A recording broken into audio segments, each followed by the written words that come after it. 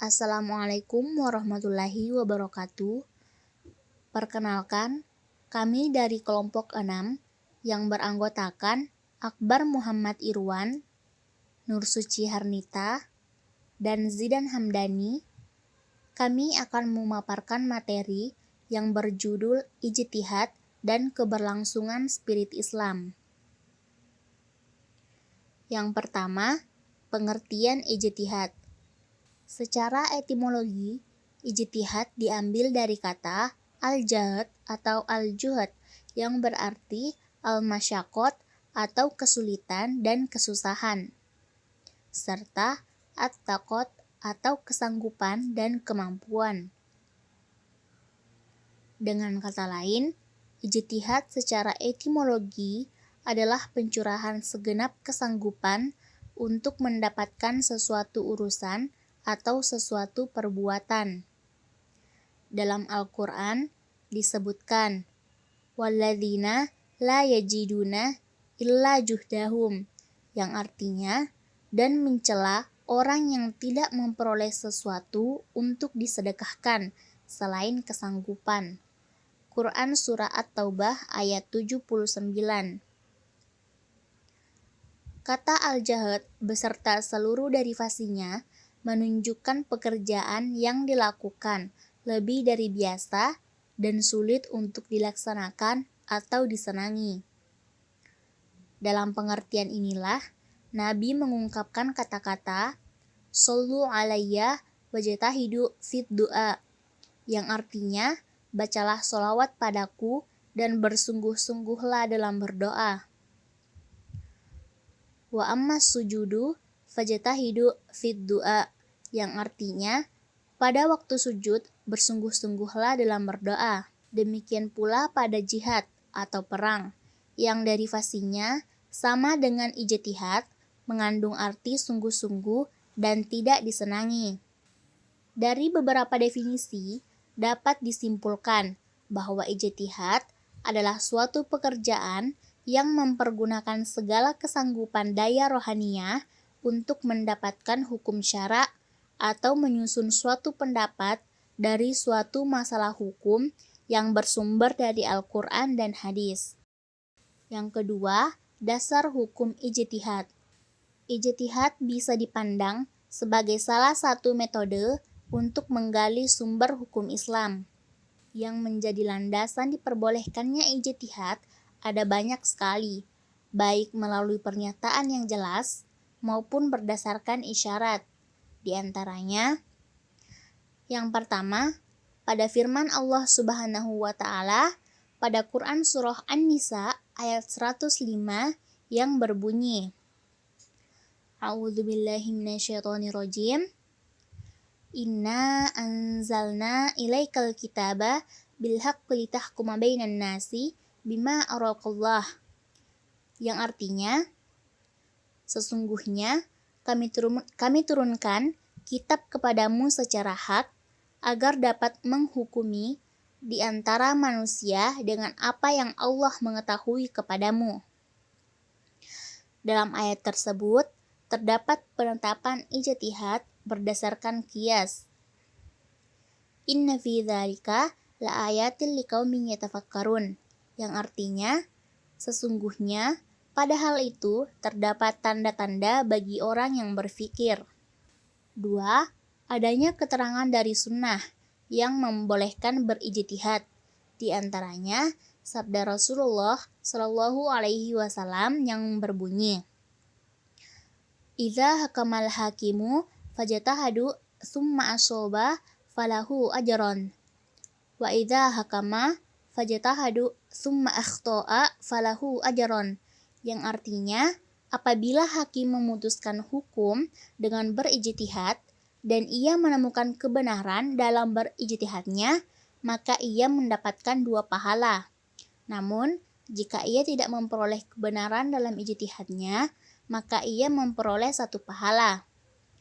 Hadis riwayat Bukhari dan Muslim dalam Falsafah Tasyri'.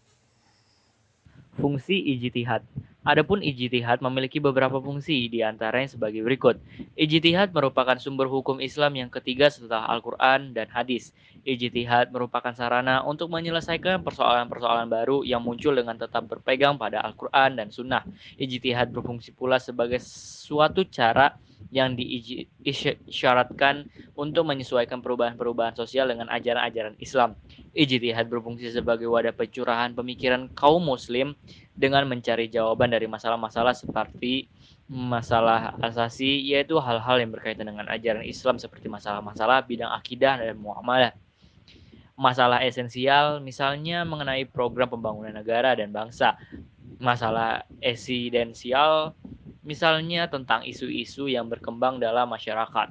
Macam-macam ijtihad. Di kalangan ulama terjadi perbedaan pendapat mengenai masalah ijtihad. Imam Syafi'i menyamakan ijtihad dengan qiyas, yakni dua macam tetapi maksudnya satu. Dia tidak mengakui rayu yang didasarkan pada istihsan atau maslahah mursalah. Sementara itu para ulama lainnya memiliki pandangan lebih luas tentang ijtihad. Menurut mereka, ijtihad itu mencakup rayu, kias, dan akal. Berdasarkan pendapat tersebut, Dr. Dawalibi membagi ijtihad menjadi kitab Al-Muwafakat, yaitu ijtihad al-batani, al-qiyasi, ijtihad al-istilah, dan sebagainya.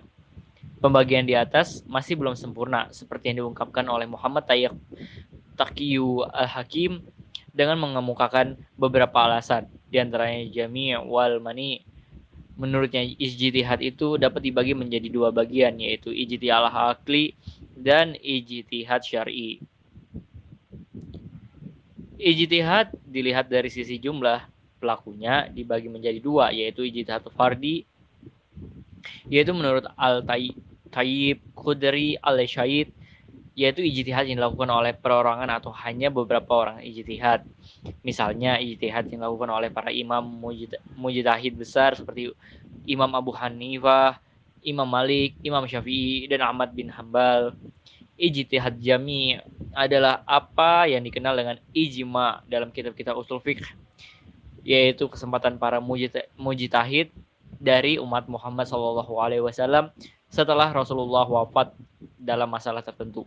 Dalam sejarah usul fiqh, ijtihad jama'i dalam pengertian ini hanya melibatkan ulama-ulama dengan satu disiplin ilmu, yaitu fikih. Dalam perkembangannya, apa yang dimaksud dengan ijtihad jama'i seperti dikemukakan oleh Al-Tayyib Khudri al-Syahid, di samping bukan berarti melibatkan seluruh ulama mujtahid, juga bukan dalam satu disiplin ilmu. Syarat-syarat ijtihad.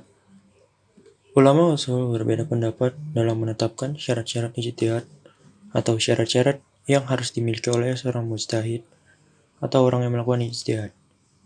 Secara umum, pendapat mereka tentang persyaratan seorang mujtahid dapat disimpulkan sebagai berikut. 1. Menguasai dan mengetahui arti ayat-ayat hukum yang terdapat dalam Al-Quran, baik menurut bahasa maupun syariah. Akan tetapi, tidak disyaratkan untuk menghafal, melainkan cukup mengetahui letak-letaknya saja, sehingga memudahkan baginya apabila ia membutuhkan. Kedua, menguasai dan mengetahui hadis-hadis tentang hukum, baik menurut bahasa maupun syariat.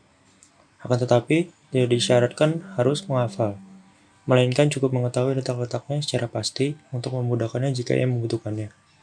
Ibnu Arabian membatasinya sebanyak 3.000 hadis. Menurut Ibnu Hambal, dasar ilmu yang berkaitan dengan hadis Nabi berjumlah sekitar 1.200 hadis. Oleh karena itu, pembatasan tersebut dinilai tidak tepat karena hadis-hadis hukum itu tersebar dalam berbagai kitab yang berbeda-beda. Hukum ijtihad. Menurut para ulama, bagi seseorang yang sudah memenuhi persyaratan ijtihad di atas, ada 5 hukum yang bisa dikenakan pada orang tersebut berkenaan dengan ijtihad, yaitu yang pertama, orang tersebut dihukumi fardu ain untuk berijtihad apabila ada permasalahan yang menimpa dirinya, dan harus mengamalkan hasil dari ijtihadnya dan tidak boleh taklid kepada orang lain. Yang kedua, dihukumi fardu ain jika ditanyakan tentang sesuatu permasalahan yang belum ada hukumnya. Ketiga, dihukumi fardu kifayah jika permasalahan yang diajukan kepadanya tidak dikhawatirkan akan habis waktunya. Yang keempat, dihukumi sunnah apabila berijtihad terhadap permasalahan yang baru, baik ditanya ataupun tidak. Yang terakhir, dihukumi haram apabila berijtihad terhadap permasalahan yang sudah ditetapkan secara qat'i. Keberlangsungan spirit Islam. Sejarah perjuangan Nabi Muhammad SAW dalam membangun masyarakat sebenarnya bisa dijadikan sebagai inspirasi dan spiritual di bangsa ini. Pembangunan yang sekian lama dilakukan akan tetapi belum mendapatkan hasil yang idealkan. Bangsa yang penduduknya mayoritas Muslim semestinya dalam membangun negerinya mengambil teladan Rasulullah SAW. Namun, rupanya cara-cara itu belum sepenuhnya dilakukan sehingga masyarakat ideal yang dicita-citakan belum juga berhasil dan diwujudkan. Ada sebuah jargon yang begitu populer dalam berbagai wacana keagamaan komunal. Jargon itu mengatakan Islam rahmatan lil alamin, yang artinya Islam rahmat bagi alam semesta. Lebih jauh lagi jika dicermati, ada beberapa cara dalam memahami ungkapan tersebut di kalangan umat Islam.